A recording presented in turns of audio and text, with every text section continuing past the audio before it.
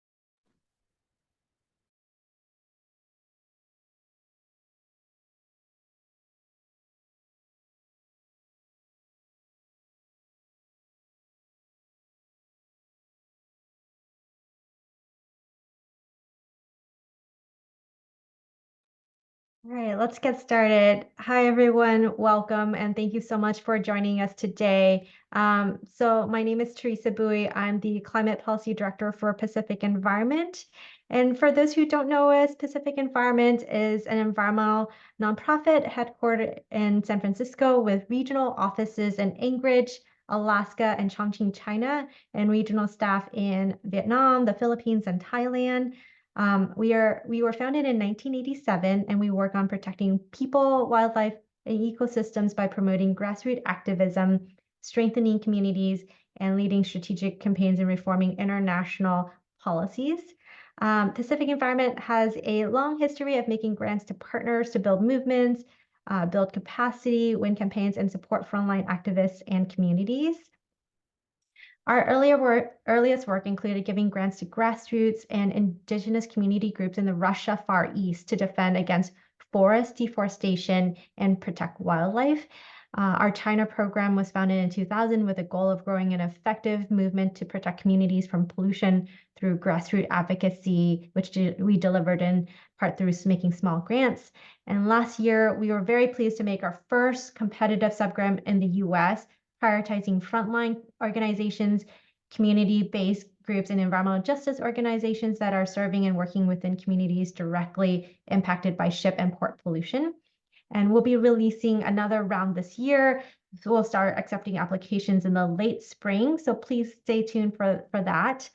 And then in the US, the climate team, which I'm on, has been focused on getting the shipping industry off fossil fuel as soon as possible to address the climate crisis and protect the health of port communities and workers.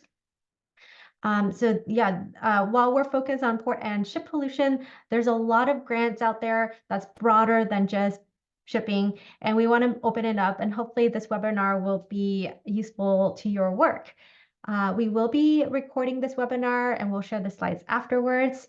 With that, I'll pass it over to my colleague Fern Unatornwaragun. Thank you so much. Thanks, Teresa, and thank you so much for joining us today. As Teresa mentioned, Pacific Environment is an environmental nonprofit. We're based in San Francisco. And, excuse me, I'm the climate campaign director for Ports, and I lead our Ports for People campaign work, which works both in the US and also in East Asia. But since really today, the focus of our topics are grants in the US, I'll just share a little bit about our work in the US. We work alongside port adjacent communities to advocate for rapid decarbonization of ports and the shipping sector. And we're really committed to getting ships and ports off of fossil fuels and working to advocate for policies and actions both at the local level, but also state level and federal level to clean up ports and the shipping sector. So really our campaign is focused on transforming ports from being air pollution hotspots to hubs of sustainable economic development and environmental protection. And I'll hand over to our partner at Grants Management Associates, Brad. You bet. I'm Brad Zerby. I'm part of the executive team at Grant Management Associates. We're happy to tell you about grants today. We're one of the top grant firms around. We've done a lot of port business. Some of the largest ports are clients of ours in California and smaller ports as well. And we've got over 500 clients, 52 grant writers. And the reason my phone rings off the hook is we have a 90.2% win rate. So we're honored to be here with you today. And we've got two other colleagues with us, our Director of Research, Tom Kinney, and Dory, his number two, and they're going to be leading the presentation today.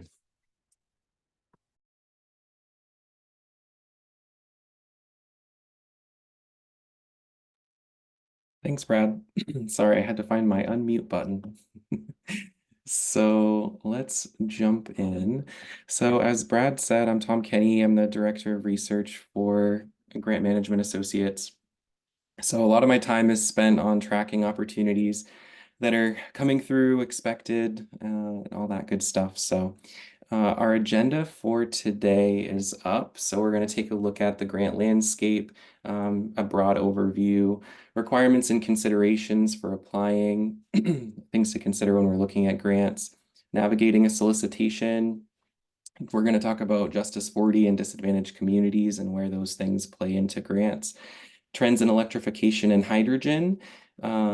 West Oakland Environmental Indicators Project is going to be joining us for a few words, and we're going to have a Q&A. We'll have two Q&As. Then we're going to, after the first Q&A, we're going to be discussing some specific funding opportunities coming and some next steps and the upcoming webinars. We don't have that slide in here because this is our final one. So, all right.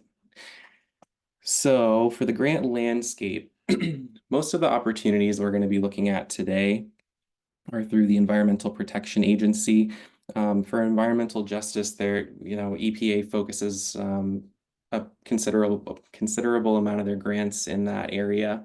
But there's also state initiatives. A lot of times EPA funds will flow down through the state. So there are opportunities for sub-grants at the state level if the state applies.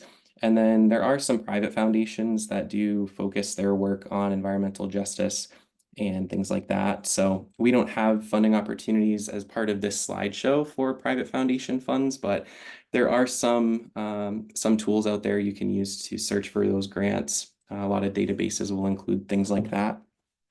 So you guys might be aware of some of those opportunities already. All right, so requirements and considerations for applying.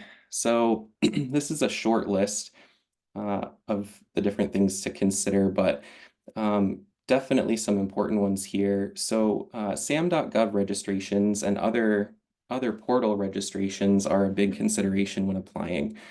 So if you're not familiar with what a SAM.gov registration is, it's through the System for Award Management, and it is the system that the government uses to track all of their payments, contracts, grants, things like that, to each entity. And so an entity is assigned a number, a unique entity identifier, which was previously called a DUNS number. So this is a pretty new process in the past year or so, maybe 2 years that they've implemented. And so this registration, the reason it's so vital to talk about it now is because if you're applying for federal or even state funds sometimes, it takes 6 to 8 weeks to obtain that number, or longer if they're overwhelmed with requests for numbers. So if you're looking at a grant that was just recently announced and you've got 6 to 8 weeks to apply, or maybe a shorter timeline, it definitely puts you at risk for not being able to submit. Not every grant will require that, as a submission. So, something to keep an eye out for, but we have an entity registration checklist linked there if you want to take a look, and there are some guides on the SAM.gov site. If you don't have a unique entity identifier, I'd really recommend registering and getting that and keeping it up to date if you intend to apply for grants, because it can definitely be something that holds up a submission. Partnership agreements, most grants will ask about partnerships. and outlining partnership agreements and what each entity is responsible for, the work that they'll be doing. It's really helpful to outline that when you're not under the stress of a deadline. So if you can, if you have projects in mind and partners you'd like to lean on for that, I would always encourage you to reach out to potential partners and start having those discussions early. And then from there, you can keep an eye on the grant landscape and see what's coming. Community engagement, it's really vital for a lot of opportunities. We're going to be talking about Justice 40 and disadvantaged communities in a later slide. But engaging with the community, maybe even doing a needs assessment, understanding what people in the community are looking for and the change that they want to make, it's vital, and it gives you a strong foundation for your application as well. Budget and identifying needs, financial needs. So having an idea of how much a project will cost is a huge piece of it. So this will help you to identify which grants can fund a potential project based on what the maximum award amount is, versus going for multiple grants that are smaller. So just having an idea of what your budget size looks like. And on the same side of that, we've got matching funds. So a lot of grants will require matching funds. And so those are funds that you have to have available in the bank to, or in-kind matching can be allowable in some ways, but matching funds are a requirement a lot of times. Timelines and work plans. So having an idea of how long will it take to complete this work, or will it be an ongoing project? Outlining some of those things will be really important. And also thinking about work plans and who will be involved. If you were to receive a grant, would you need to hire an additional person to manage the grant and oversee that work? Would it be one person? Would it be two? There can be a lot to think about there. Complexity of the application and post-award grant management. These are huge considerations too. So if there's a grant that's really complex and the award amount isn't high enough to justify that, especially if you look at the post-award requirements, so reporting and administrative requirements, sometimes the award amount might not be high enough to justify applying and going with that grant opportunity. So definitely some things to consider here. So navigating a solicitation. So I'm going to stop sharing and switch my screen. So everybody bear with me here for a minute.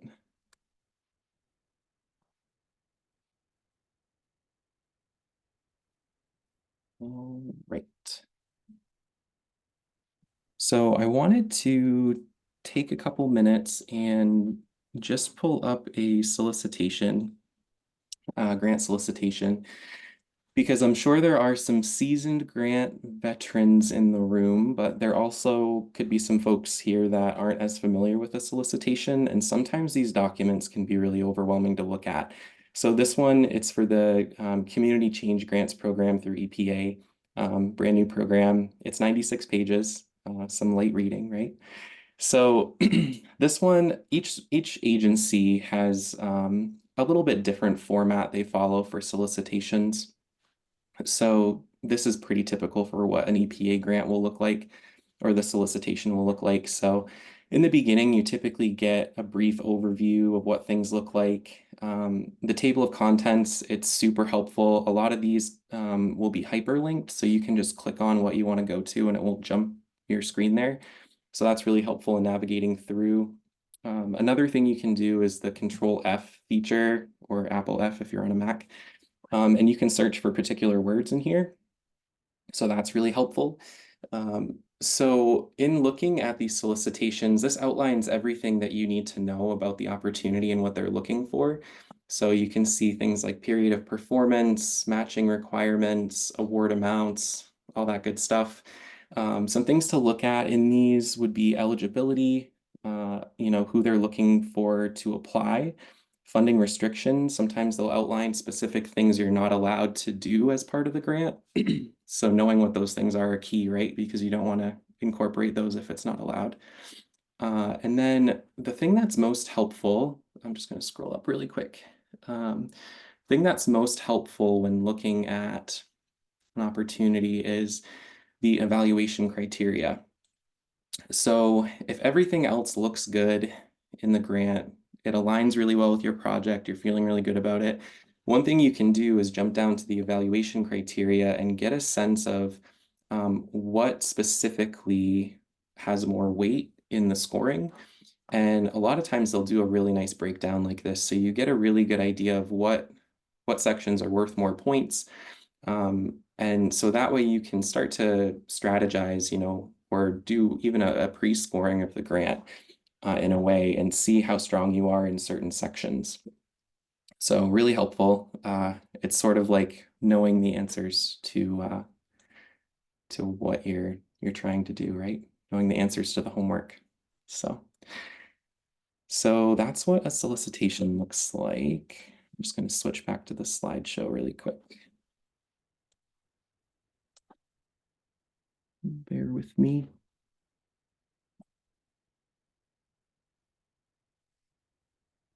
Okay.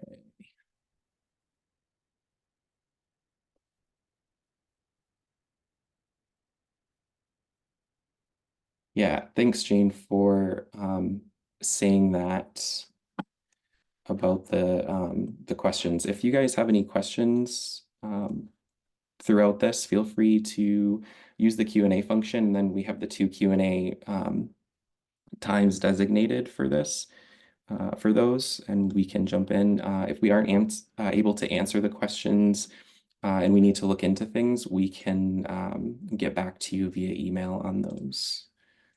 So, all right. So I think my screen is all set. Next on our list is to talk about Justice 40 and disadvantaged communities. So Dory, do you want to take that one? I will. Hi, everyone. So Justice 40 is fairly new. And what Justice 40 is the federal government has made it a goal that 40% of federal investments flow to disadvantaged communities that are marginalized or by underinvestment or overburdened by pollution. And some of those areas include climate change, clean energy and energy efficiency, clean transit, affordable and sustainable housing, training and workforce development, remediation and reduction of legacy pollution, and the development of critical clean water and wastewater infrastructure. And there's another piece to Justice 40 that is with most Department of Energy grants, and that includes the community benefits plan. And so the Justice 40 is part of the community benefits plan, but the other pieces of the community benefits plan are engaging communities, investing in American workers, and then advancing diversity, equity, inclusion, and accessibility. And so they want you in these grants, they're wanting the applicant to demonstrate strong community support and involvement in the proposed projects. And that is crucial for the scoring part of these projects. And so they want to see that the applicants are really engaging the community, looking at Justice 40, looking at all of those pieces. And so if you are a nonprofit, community benefits organization, those applicants, you can be a part of that discussion on the community benefits plan because it is crucial for them to engage with you and talk with you about this. And the community benefits plan, they're a pretty big part of those grants. It's about 20% of the scoring that they receive on that. So they really are looking for that partnership piece on it. So if you see some grants out there, your piece could be that you reach out to some of, like, say, the local ports and say, are you applying for this grant? We want to be a part of your community benefits plan. Yeah. And I put a screening link on there for the disadvantaged communities. And then there's also the link for the Justice 40. And I think Tom wanted to add something on there too. Oh, yeah, sorry. Okay. Yeah, it's definitely a big strategy here because these are new requirements for a lot of grants. So a lot of the entities that have previously received grants, like, ports, they don't they don't always have the deep reach into communities that community-based organizations do. So it could be a really good strategy for a lot of the folks that are on the webinar today to identify some of those potential partnerships, and then kind of see maybe approach some of those potential partners and say, are you guys applying to this grant? There's a big portion on disadvantaged communities. Maybe you're able to provide that community and stakeholder engagement, because the reality is, a lot of grants, they kind of recognize that you can't always do everything on your own, and partnering with someone that's really specialized in that kind of thing and has that reach is really important.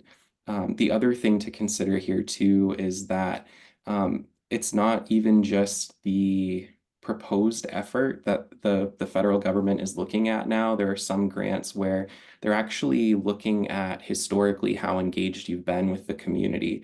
And so bringing that experience from a partner to the table could be a really big advantage for the entity applying.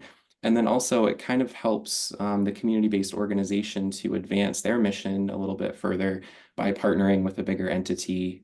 So everyone's working towards the same mission, I guess is what I'm trying to say. So anyway, anything else on that, Dory? You get all set? I don't think so. There is, I'll put it in the chat, but there is a piece out there on community benefits plans. They have webinars out there and information that you might find helpful.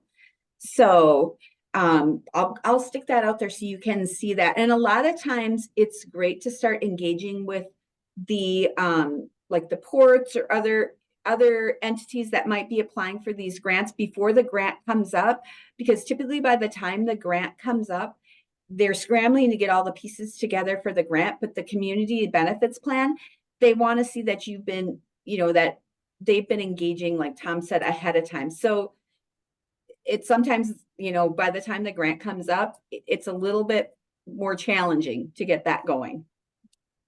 Yeah.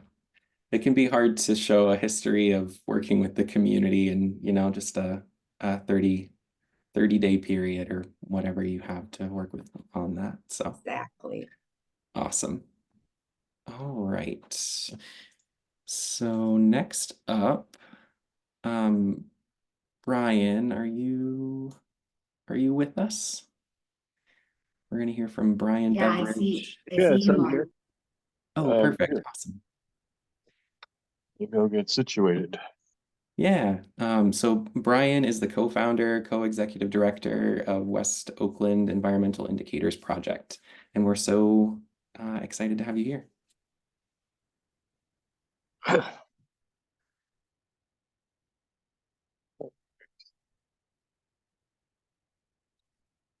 Where? Oh, I'm here. I'm with you. Very good. Good morning, everyone, or afternoon, depending on what time zone you're in. Thank you, Fern and Pacific Environment, for inviting me and having the confidence to think I have anything to say about this. Brian, you sound a little far away. Would you mind moving closer to the mic? Sure. Let me see if I can somehow make this louder or something.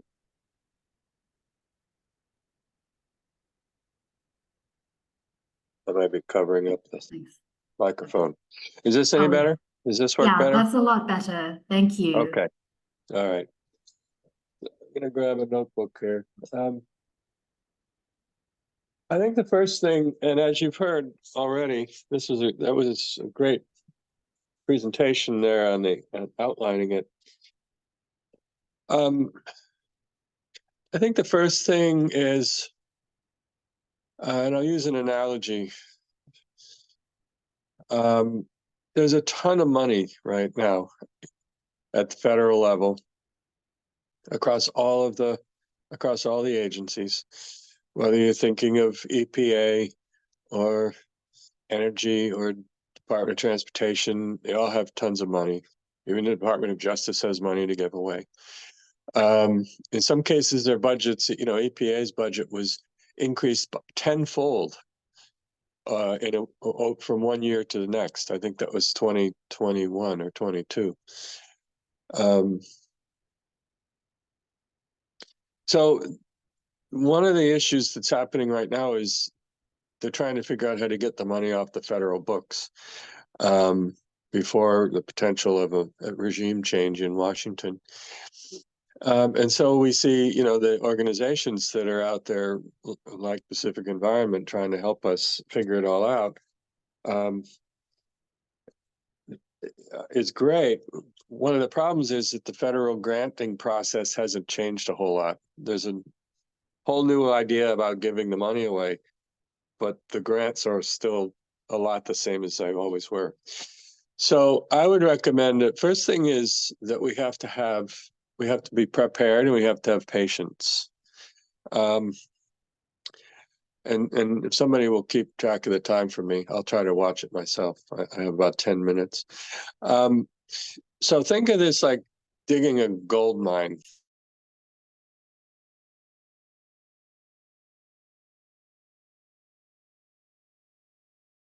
Oh, Brian, I think you muted yourself. Brian, you're muted. Let's see if I can try and unmute him. Nope. Brian, can you hear us? Oh, he can't seem to hear us, so there you go. Your corporate or business documents on hand, all those numbers you have, you're going to need your own personal information because a person has to be tied to the grant. If you want a secondary person, make sure you get them into the system. And you're going to go through several layers unless it's changed. I did this a few years ago. I needed a DUNS number. They may have done away with that now, but that's a Dun & Bradstreet number, which none of us ever used for anything, but for some reason the feds required it. Then you had to get this individual ID number, and then that led you to a SAMS registration, and that gets you into grant.gov. So you can't start impatiently. You got to sit down at a computer, have all your stuff, your documents around you, get your cup of tea, get your snacks, and settle in because it's going to take a while. That's the first thing. If you're like me back in the day, an EJ Small grant was 1 page and a budget, and I thought that was a lot of work. But now these grants are $500,000, and so it's it takes the effort, but it's well worth it. You have to do a little research. You got to read a bunch of documents. You'll have to do and you probably want a partner in this process. I don't recommend sitting down alone and just trying to hash through it. So your organization needs to prepare, and you don't need to wait. You can register in the SAMS and grant.gov process at any point. You don't need to wait until there's a grant you want. In fact, I wouldn't recommend it because it just adds to the burden of the grant writing. And as you saw in that solicitation that was shown, the grants are complicated. One thing about this is my personal feeling. When we enter into this process, we're no longer little community benefit organizations that, EPA wants to give us a few dollars. When we get involved in this, we're the same as Boeing or one of those big contractors for the government. And they don't think of us any differently. They don't think, oh, you're little guys over there with, 2 staff members to spend part of their time on this. And, the rest of the people are just trying to get work done. They think of us like any other government contractor. So you have to think about that when you see all the complexity. I'll move on. So you'll get into grants.gov, you'll get registered, then you're going to find a grant you want. You're going to write your proposal. Thinking positively, you're going to be awarded the funds. And then you're going to have what I was unfamiliar with, because in the smaller grants, we didn't do this. You're going to have a contract, basically a negotiation meeting with the funder. If it's EPA, then you're going to meet with the grant officer and they're going to say, well, congratulations. Now let's talk about your budget. Let's talk about, what you submitted, and make sure that it still meets your needs and it meets our needs. And so that may be several conversations.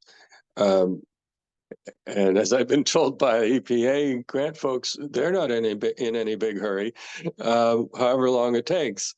I've heard of people taking a year to negotiate the budget once they got going, but it's kind of up to you how quickly you want to move through that.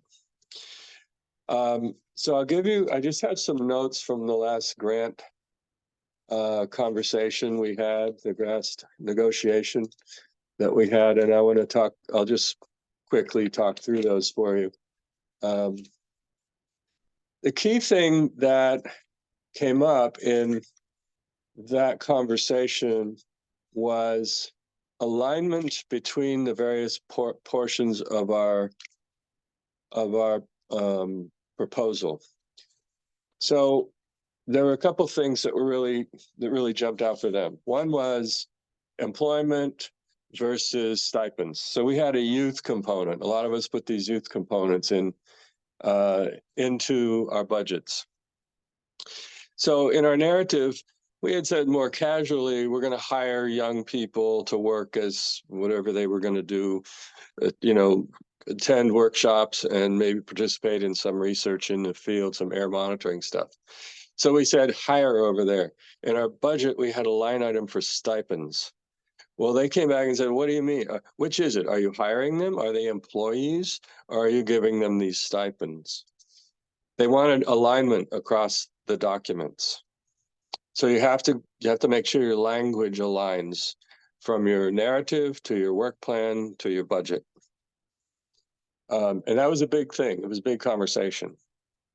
Because in their mind, if it's an employee, then it has all the things that go with employees, burden on salaries and insurance and all the things that go with that. And they want to make sure that that's been budgeted for. That, that kind of cascades to your taxes and costs on salaries, and all of those numbers wind up implicated. And if you just say, no, we're going to give out stipends at the very beginning, and here's how much the stipends will be, that simplifies that. So be careful of language. We can't be too casual. They wanted us to, once we got clear that it was going to be stipends, they wanted us to clarify in detail what that was, what that meant. Are we paying cash? Are we paying checks? Are we giving them gift cards? I think most of us know that gift cards are the easiest way, but then they want to know what kind of gift card. How much is the gift card? They got really in great detail there. And the lawyers suggested, I don't know if it was in humor or not, they suggested that $25 was enough for a gift card. They're really not thinking that we're considering, this is supposed to cover transportation, maybe meals for people who are coming to meetings, maybe childcare. So they're not considering all those factors, and they're not really considering the cost of living in the region where you live. So as it turned out, you can probably give 3 $25 gift cards if you want to, as long as you document who gets them and you have a paper trail. The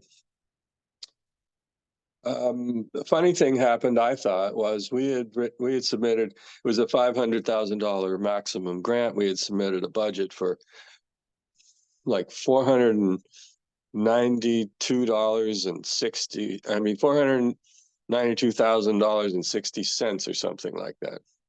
They came back and said, would you please round up your budget to 500,000? We want all our budgets to be exactly 500,000. It was the first time I was ever asked to increase the budget. So I can't remember what it was. We had to add $7.20 or something somewhere. And So that was an interesting factor. And keep in mind, as you probably know, if you've done any of these before, your submission is complicated. It will have about 7 different documents, maybe a dozen documents. And you will get these standard SF424 and an SF424B, which is just another way of showing your budget. So the one thing I've learned is the government has a very simple way of looking at budgets. Everything we want to do that we might call out separately mostly goes into specific slots. Anything that goes to an outside vendor just goes under contracts. You don't really need to define that anymore. It might be defined in your work plan, but in your budget, the budgets become fairly straightforward. Brian, just Yeah. a time check. Okay. And if you wouldn't mind wrapping up, and then we have 2 more slides, and then we're gonna open for question and answer if you're able to stay in case people have some Yeah, questions. I can for do you. that. That'd be But I great. mean, that's pretty much it. Plan ahead. Leave much more time than you think you're going to need. Get into grants.gov system early. Don't wait until you need to be in it for a specific grant. Know that you're going to have to renew that each year. So you need somebody who's paying attention and can handle it. I would get 2 names into the system so that if one person, the prime person, something happens, there's a secondary who can get into the system and make changes. It's time consuming and it can be frustrating. So just plan on that and don't let it get to you. And then in your proposals, check them. I would write the work plan first and have everything grow out from that. So the language in the work plan reflects is reflected in the narrative and is reflected in the budget. And then there'll be much less conversation after the fact. So I'll leave it at that. Thanks so much, Brian. That's really helpful to hear. I'll hand it over back to you, Tom. Yeah, thanks. And thanks, Brian, for jumping on and talking about your experience there. I think it's always just nice to hear about how other people have successfully made it through and received grant funding despite such a challenging process sometimes. So leading us into our next slide. An opportunity that is here today is through Pacific Environment. Pacific Environment has funding available to jumpstart applications. And so what that means is if your application is chosen or your project is chosen for this opportunity, Pacific Environment would give 5 hours of time with Grant Management Associates to take a closer look at the funding opportunity, kind of jump in and take a closer look. So we have the application form link on the screen. It's through the project management software Asana, which is what Grant Management Associates uses in our funding research and in our proposal development and all that good stuff. If you guys are familiar with the platform, it's really great. So yeah, up to 5 hours. And it can cover things like pre-scoring, scoping discussions, proposal strength discussions. So just kind of taking a closer look and grabbing more information. So applications for this close on April 10th. So it's open for about 3 weeks. Teresa, did you have anything that you wanted to add about that specifically? About maybe the kinds of projects you're looking for? Sure. Thanks, Tom. Hi, everyone. So yes, through the Jumpstart application, we are, covering up to 5 hours with GMA for consultation. So as Tom mentioned, this could include how to make this a strong grant application. And the projects because we're so focused on shipping and port, the projects that we are helping to jumpstart would be, anything that's related to port pollution and shipping emission reduction. Thank you so much.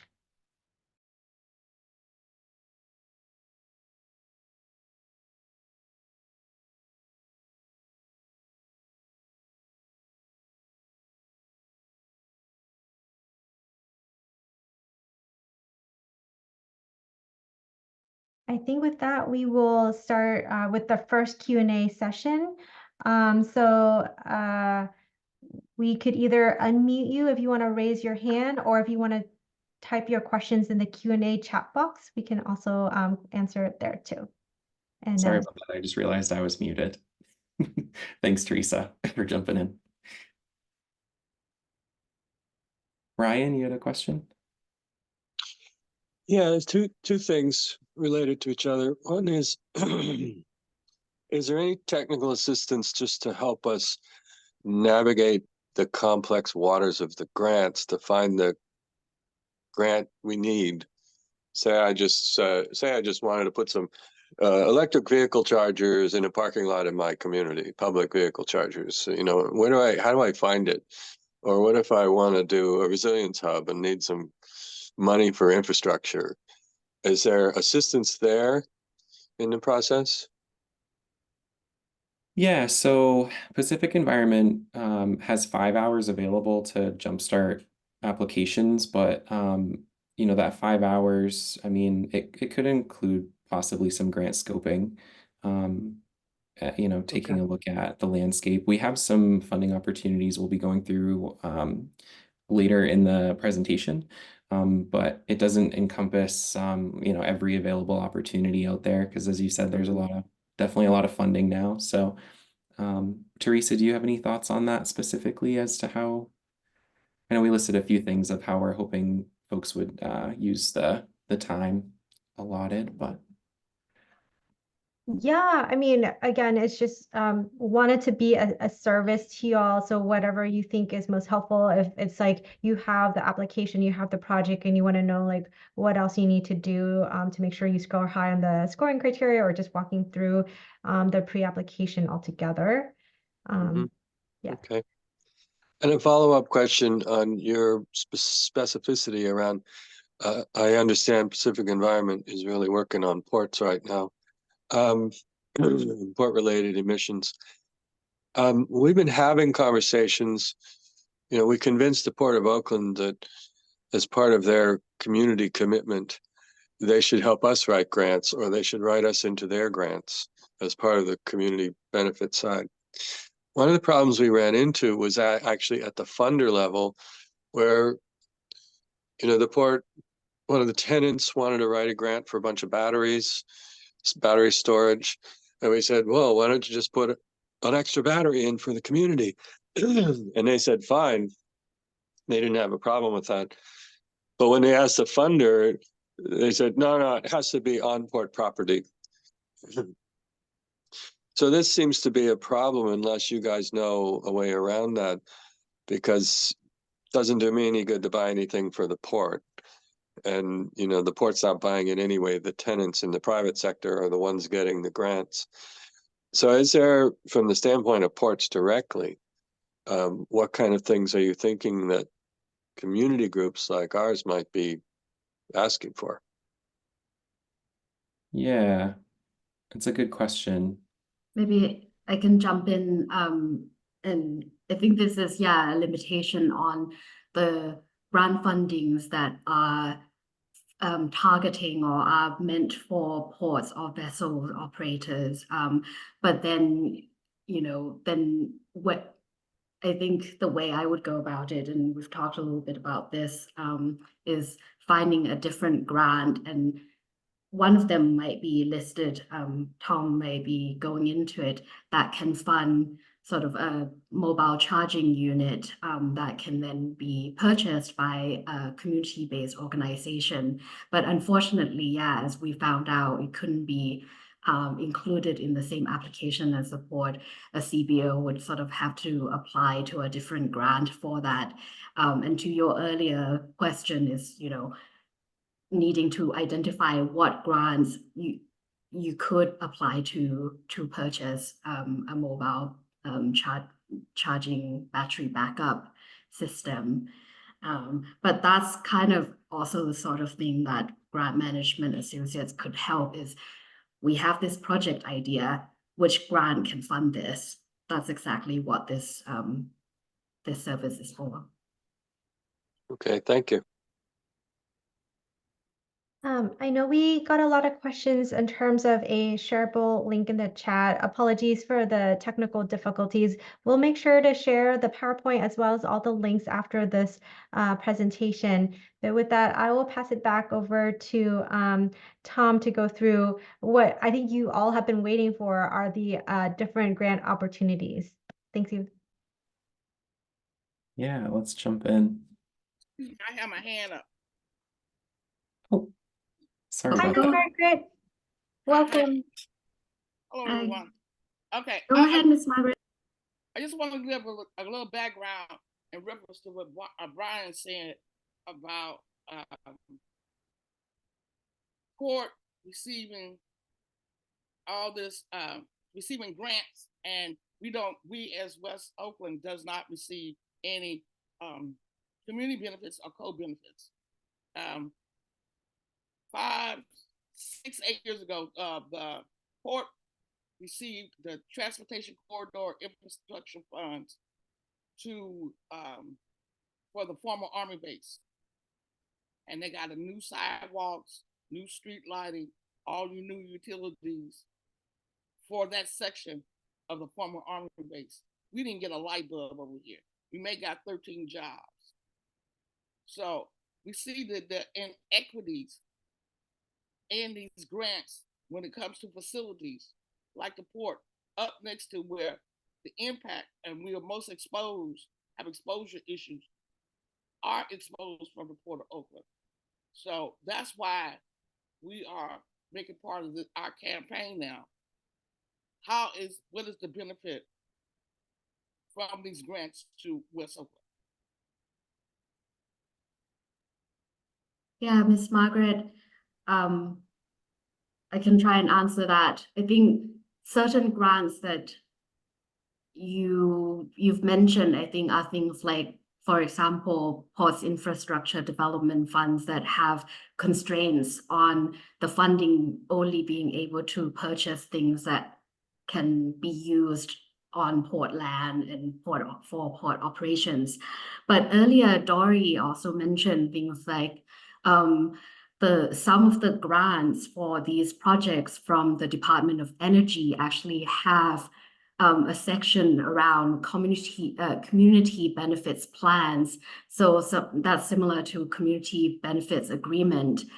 So for those grants, I think then community groups can be included to get things that would actually bring benefits on the community side, and those community benefits plan can be up to 20% of the grant amount. So if say a Port of Oakland is going to go, say that again?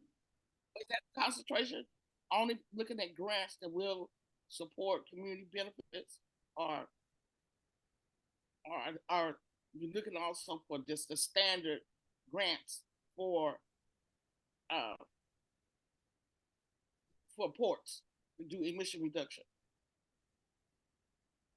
I'm trying to understand, is it both and or just one way? So Go ahead, sorry. Tom. Yeah, it kind of depends on the opportunity specifically. So if it's like a big infrastructure project that the port's working on, what they're building into grants now is this community benefits plan where a certain there has to be like a basis of like community voice in that grant, and flowing a percentage of the benefits of the grant to communities. So it could be disadvantaged communities or those historically burdened by pollution and things like that.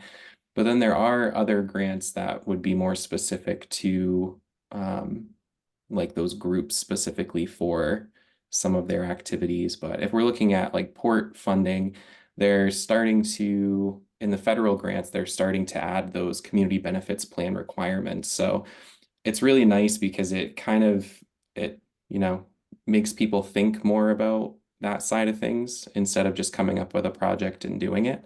And it allows more partnerships and inclusive work, I would say. Well, as an FYI, I have been having conversations with the staff in Region 9 in San Francisco regarding this. I have had direct conversation, and that we are planning to meet with them soon, go down to have our list of things in relationship to the Clean Ports funding, Justice 40 money, and anything else that comes up that West Oakland should have a fair share of the grant money. Because it's a waste of time, especially if the grant does not even support community engagement at the level where is that we are making decisions about the planning of the money, not feedback and not input, a decision in the planning.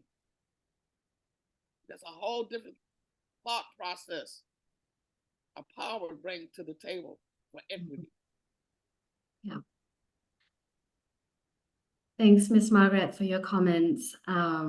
Yeah, well, on that note, it's probably a good segue to reviewing the funding opportunities that Tom will cover that are actually eligible for community-based groups, environmental justice groups to apply and get funding for themselves, not for the ports. So I'll turn it over back to you, Tom. Yeah, thanks so much. So this is just a list of some of the, or all of the grants actually, that we'll be covering in this presentation. And please know this is not, an extensive list. It's a few that we've picked to review today. So jumping in. So this first one, the Community Change Grants, this is a new pot of funds that are available. There's about $2 billion available for it, 2 tracks of funding. Track 1 is community-driven investments for change, and track 2 is meaningful engagement for equitable governance. And so really the big thing on this grant, what they're looking for is community voice. So they want community engagement. They want to really hear that the community has been a part of the design and implementation of the proposed project. So definitely a big piece of this. Eligible applicants, it is an interesting structure to this one. So they're looking for partnerships between 2 community-based nonprofit organizations, or a partnership between a community-based organization and a tribe, local government, or institution of higher education. So there's definitely some funds available here. This is a new program. As I said, the deadline is November 21st of this year, but they do accept submissions ongoingly. So it could be advantageous to apply sooner to this. But I would definitely make sure that you've got all your ducks in a row for everything and put forth a good application. For track 2, there are 1 to 3 million awards expected, and approximately 20 track 2 awards, just to give an idea of how many are expected there. So track 1 is the bigger pot of money there.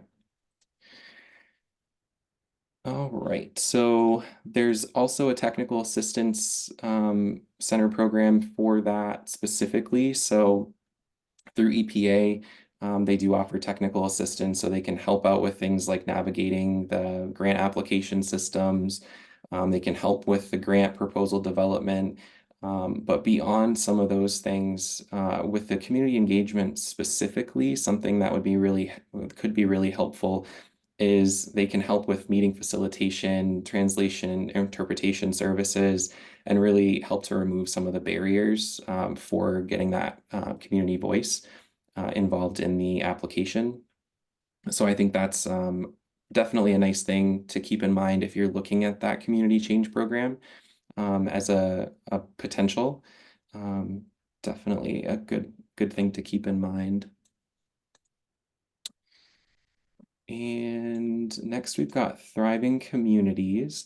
So this is an interesting program.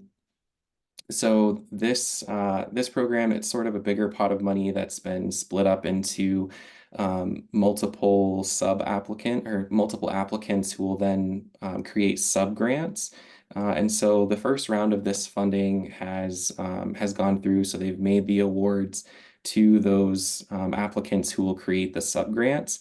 We're expecting those sub-grants this summer, and so each EPA region will have sort of a hub that administers those grants.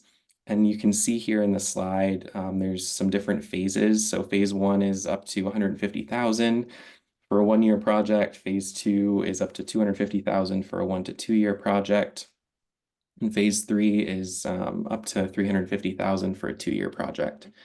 So this is definitely an interesting one to keep an eye on.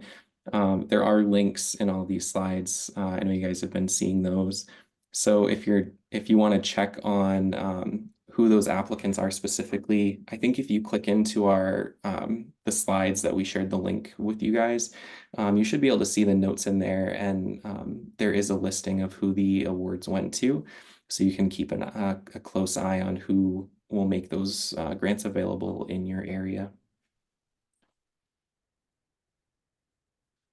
And then I'm going to pass it to Dory to talk about the next few grants and jump back in a little bit. All right, sounds good. Thanks, Tom. So the next one I'm going to talk about is the Environmental Justice Government to Government program. And this has actually been rebranded under a new name. And the forecasted date for this to come out is spring, summer of 2024. So sometime in the next few months. And the award amount is $1 million for that. And this is going to provide funding at the state, local, territorial, and tribal level to support government activities.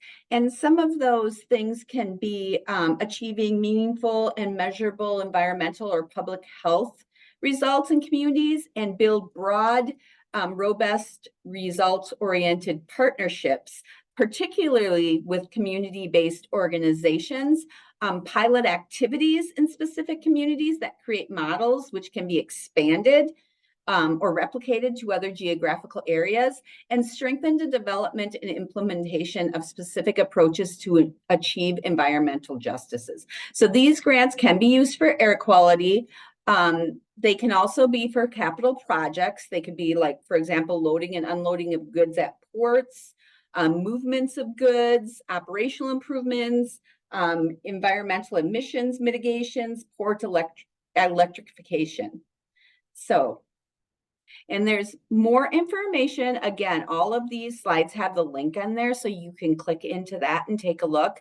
And it has just this, what's on the slide right now is pretty brief, but that link will give you a lot more information. So next slide, Tom. So this is the Environmental Justice Collaboration Problem Solving Cooperative Agreement Program. That one is really a mouthful, but it is forecasted again for spring, summer of 2024. The awards amounts are between $150,000 and $500,000 based on the size of the community-based organization. And so this is a community-based organization for the eligibility, but then it can also be a partnership. And these can be used for the following 7 elements. So there's going to be a CPS model in there, and that is going to have 7 elements that you need to look at. Issue identification, visioning, strategic goal setting, community capacity building and leadership development, development of multi-stakeholder partnership and leveraging of resources, consensus building and dispute resolution, constructive engagement with other stakeholders, sound management and implementation, and the final one is evaluation. So not all of the elements are used in every situation, but you will see that model in there that they are looking for that information when you're writing the grant.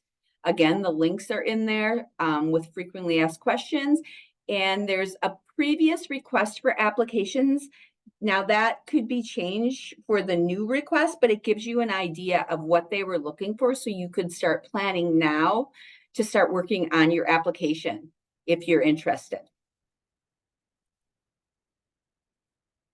And the next one, so these next two are specific to California, and the next two are forecasted. I couldn't find direct dates on these, but this is what was out there. So these grants were a small environmental justice small grant and then a bigger environmental justice grant. But we'll go over the small grant first.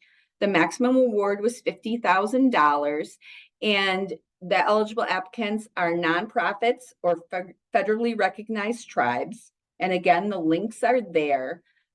Grants are awarded, these are competitive grants. And so what they're looking for is to help resolve environmental problems, improve communications between stakeholders, improvement of community tribal government understanding about the environmental issues and how it affects the community, promotion of community or tribal government involvement in the decision-making process that affects the environment, and the enhancement of community and tribal government understanding of environmental information systems and the environment. So, and then the next one, which is related, it's similar, this is the larger one. And again, this is nonprofits and federally recognized tribes. This one is forecasted for $300,000 to $500,000.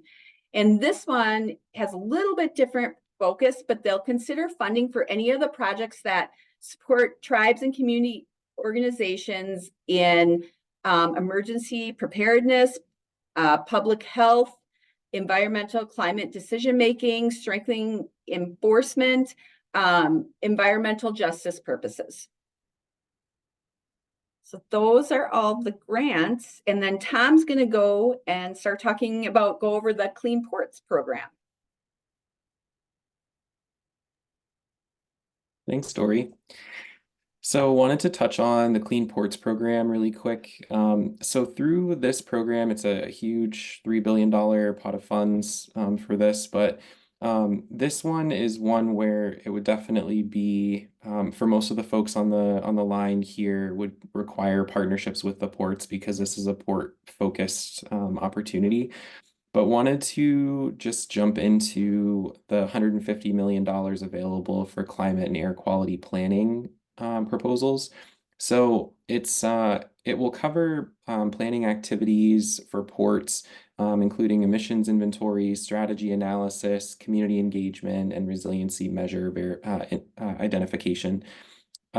So it really encourages ports to work with community-based organizations through these kinds of efforts. So eligibility, you can see here, it's very port focused.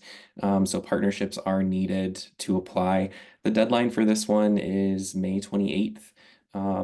It was just released a few weeks ago. There's an optional notice of intent to apply. So it's optional, but due March 28th, which is right around the corner. So the specific activities they mention here, as I said, emissions inventory and accounting exercises, strategy analysis and goal setting, stakeholder collaboration and communication, and resilience planning. Award ranges are $200,000 to $3 million. So it's a pretty decent amount of money. So thinking about, ports in your area, working with ports, and they might have this on their radar. If not, it's something you could bring to them and say, hey, we're looking to work with you and we can add value to your proposal. These are the programmatic priorities. So things they're looking for in the evaluation criteria: environmental justice and disadvantaged communities, non-attainment areas, and emissions reduction. So really taking a look at on areas that have high emissions, disadvantaged communities, things like that. So those are the opportunities we wanted to highlight today. As I said, there's a lot of funds out there that are waiting for applications. These are just a few. I think we will see some more funds at the state level for different states based on the EPA's pollution reduction program. Those efforts are in the planning phase. They're just ending their planning phase, and there's going to be some implementation funds that are available for each state that received planning funds. So that's another thing to keep an eye on at the state level. Not all of those details are out yet, but they're coming. And then keeping an eye on the sub-grants for the program we talked about earlier, where each EPA region will have some sub-grants. So there's definitely a lot of movement right now, a lot of funds out there, and a lot coming to through the Inflation Reduction Act and things like that. So this slide, take action today, just kind of reiterating some things we've talked about. Grants are not the easiest thing in the world to do. They can be really complex and require a lot of things that you don't know until you jump in. We've tried to outline some of those things today, but getting started early is always best. Getting your registrations all set, scoping out your project, getting a budget together, things like that. But also, the opportunity that Pacific Environment has available for the 5 hours of work with Grant Management Associates. That's going to be really key in working on some of these projects, getting some expertise, using our expertise as you start to look at your grant proposal would, really help, hopefully, and leaning on some experts in the area. So that is that. We've got our contact information, Teresa's contact info, and my contact info. I know we've had a lot of great questions, which is awesome. If you have other questions after this, feel free to reach out. And with that, we've got our Q&A.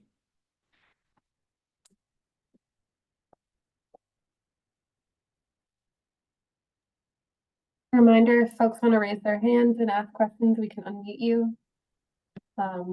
We don't have any active questions in the chat, but just flagging that Sarah Sutton has posted about working with groups in the Tacoma and Seattle area. If any groups are based there, that's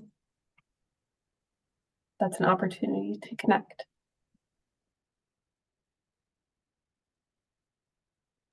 Yes, Brian, go ahead and unmute yourself. Yeah, I just wanted to offer a couple of thoughts that we've learned in the past 2 years or so in working with the Port of Oakland. And I will say for many, many years, we had a terrible relationship with them. But with the advent of all this new funding and the fact that they, even if they're buying a forklift or something, they need community support to add weight to their grant requests. So we've said, okay, if we're going to support you, then how are you going to support us? We actually have set up a small working group where we meet with the port every month and talk about the grants that they're applying for and how there can be community value. That takes time. So folks, you have to begin to build that relationship. But the other thing is, there's an absence of clarity in Justice 40. And so it leaves a door open for us to suggest what the value means. The 40% value is supposed to go to local communities or disadvantaged communities. Well, nobody said what that value is. And so, is that cleaner air? Well, how would they measure that? How do they measure that we got 40% cleaner air, right? Is it 40% of the money? Most of the grants don't allow that to happen. So you can think out of the box a little. One of the things we said was, well, hey, Port, you have consultants on board to write grants. How about if they helped us write grants? And they said, well, we're paying them anyway. Maybe that's something we could do. Another thing is, think outside the box on what the port's interests might be. One thing we found was, since the port's over there by the bay, a lot of the stormwater, all the stormwater in our community goes under the port, and they're responsible for the outfall. So whether that's programs to keep trash out of the storm drains, if it's sea level rise research projects or flooding research projects or prevention, the port is interested in all of that. And so we can partner with them on those issues because we are also interested in that. So sort of think beyond what might seem the obvious, and maybe set some meetings talk to the port about some of the areas of interest they have that go beyond emissions from a ship or a forklift, because there may be opportunities in there, and nothing in the system says we can't do those things in partnership. So it's an opportunity to go beyond what the language of the grants might think is obvious. Yeah, really good point on that. We've seen some applicants for different kinds of projects, but specifically working with like microgrids in a certain area, manufacturing components for microgrids. And so they were able to add into their application that they would integrate some of those microgrids into the local community as part of their benefit to the community. So yeah, it's kind of an open-ended kind of thing, which is nice. But I think that there is definitely a lot of value that folks on this call can add as far as reach into the community and really hearing community voices and what would benefit the community. So yeah. I think maybe I see Miss Margaret's hands up and then a couple of open questions as well. So we'll go to you first and then we'll go to the questions in the Q&A. No, you Miss go Mar- to other people. I can wait. Sorry? I said I can wait. Let the other people speak. So I already spoke one. Oh, okay. Okay. Let me see. Some question around sort of, yeah, a lot of grants require partnerships. And if there are ways for us to connect with one another. Not to put you on the spot, Jane, but I'm not sure if we can share folks who registered on this for this webinar because we didn't get consent from everyone. But if folks are looking to connect on specific issues, maybe you can use the time that we have in the left on the webinar to sort of go on Q&A and try and connect that way.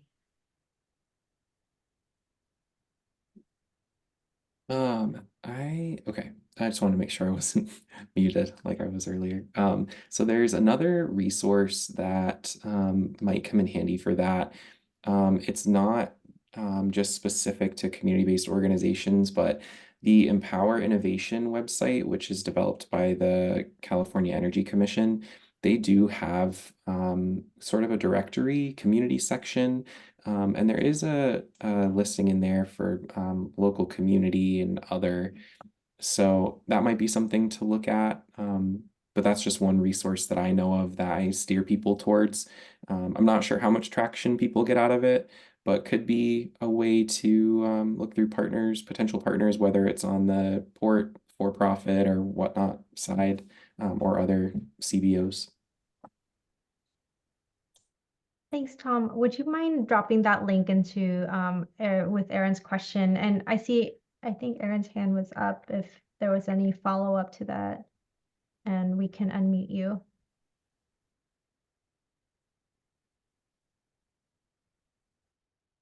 Well, I would like to add to the conversation.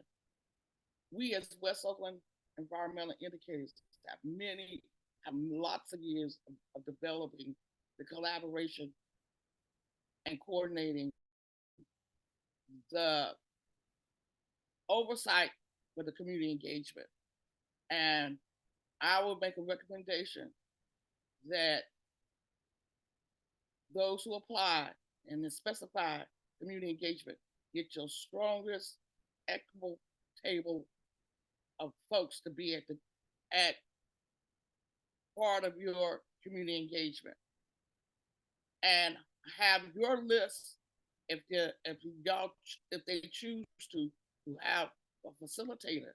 You have your list, your recommendations for facilitation, and also create a budget, a line budget for food, childcare, materials that you need to conduct your business while you're doing community engagement. So that has to be really pre-prepared up front. And also, what are the goals? What is the goals of, you need to be on point of what are your goals and doing this community engagement. So that's one of our strong points of West Oakland Environmental Indicators of how to set the table. Don't depend on the agency or the consultants to do it. You need to have your own frame and of your own framing of how you want to see the community engagement. Yeah, I would say it's always helpful to be prepared, especially going into those conversations with, potential partners, just outlining, what you need to make the partnership work and what's realistic to get the work done. Because it's never great when we underestimate on a budget what's actually needed for resources to do the work, and then you start getting into it and find you need some more funding. So yeah, definitely helpful to have all that stuff sorted out up front before jumping in. Good advice. We've got a question from Jasmine about what we should do if your project may apply for multiple opportunities. Would it be better to ask EPA beforehand, which one is better suited, apply to both, or some other route? Yeah, it's a good question. So, and just to clarify, want to check and make sure, are you asking about the grant specifically or the Pacific Environment Opportunity to get assistance for those? But I can think answer the for question both. is about the EPA grant. Okay, perfect. So for the EPA grants, what I would do is, yeah, definitely take an in-depth look at the opportunities. And sorry, I just want to go back and make sure I'm answering it, everything that was asked. So if it's looking like multiple opportunities align with what you're trying to do and they align well, I would take a really in-depth look at those opportunities.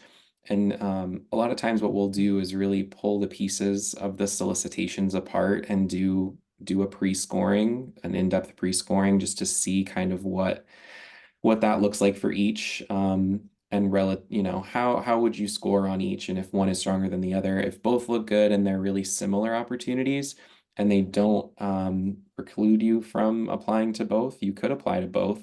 The only thing I would recommend is being really transparent with the funder. If you do end up getting both grants, or you get one and not the other, especially if you get both, you want to make sure that they know that. So you could apply to both, but yeah. And if it allows for stacking, right, Tom? Yeah, that too. Yeah, thanks. Good point. If you get both, they may not allow stacking. So yeah, it's best to kind of figure out how that works with your budget. Because if one opportunity has a higher max award than another, it's kind of situational, how that would work. But yeah, a lot of times they don't allow fund stacking unless it's kind of separate from separate parts of the budget, but hope that helps. Diana has asked if her grant involves importing a product. Do I need to work that aspect out with FDA before applying for grants? I'm not sure if you want to, Diana, want to raise your hand and elaborate a little bit more on that. Okay, I'm gonna allow you to talk. You should be able to unmute, Diana. Yes, thank you, Jane, and thank you for the opportunity. Yes, this is a product that would increase tree growth. And so from the point of view of air pollution and community involvement and nurturing and supporting all of these efforts around the country with growing and planting trees. But this product would have to be approved to be imported and or made here in the state. So just sort of looking at the order that I should tackle that. Thank you. Yeah, and I would need to do a little bit of research on the specifics of importing, products and things like that. But what I would think about is sort of your timeline. So how long do you expect it to take to get approval on that? And then think about the grants that have been around annually, perhaps, that could come back around if it would take more than a year, and just kind of map it out from there. But you could potentially apply for a grant before you have the approval process complete and say that, it's pending the approval process potentially. But there might be some details in the grant that the solicitation that outline that specifically. But yeah, a lot of times I'll use like a Gantt chart format just to map out, what period of performance does the grant cover? When would you likely receive the award, and start down that path, and what activities are needed leading up to it. So that would be my recommendation.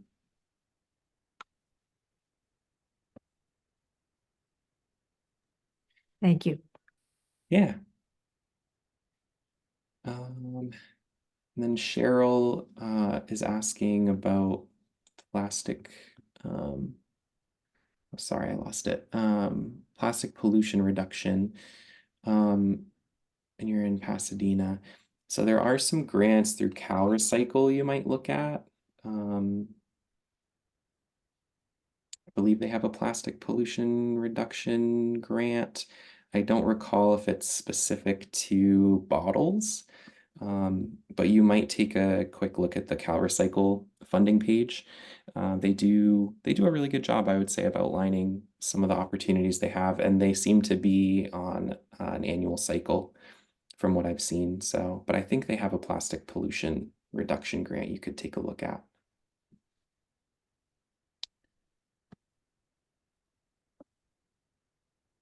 Okay.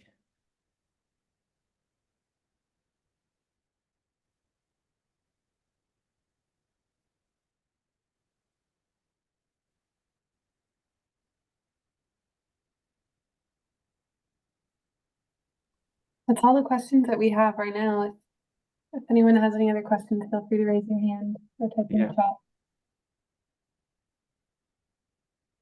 So let me just bottom line this. There's never been this kind of money. This is Brad with Grant Management Associates. I've written grants since 1985. There's never been this pot of money. The way these grants are written, these ports have to work with you now because of these community benefit plans. So you have a diplomatic opening you've never had before. There's money here for you.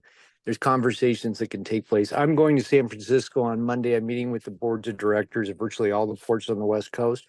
We're happy to help in any way that you want and facilitate those conversations. I'm sure you talk to them too. Don't hesitate to go over the staff's head and talk to people that are on the boards. Top down always works. I used to be a federal lobbyist.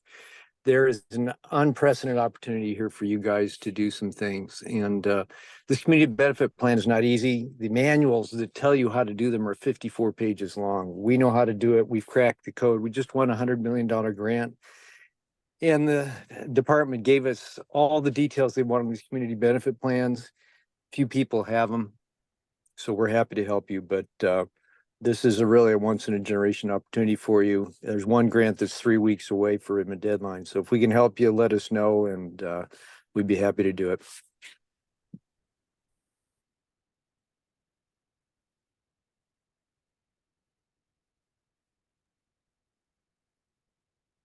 Awesome. I think that's all the questions. Yeah, that was Brad that just spoke with Grant Management Associates. I think we can start wrapping up. Thank you everyone for attending this. Again, we will be posting the webinar as well as the slides that we'll share it with all the attendees. And want to have a special thank you to Jane Stevenson, my colleague with Pacific Environment, who helped put this webinar together. And thank you everyone for your suggestions on the webinar. We'll make sure to, as we go forward, to make sure to include that for future webinars. And yeah, thank you so much, everyone. Have a good day. Thanks so much, everyone. Bye. Bye-bye. Yeah.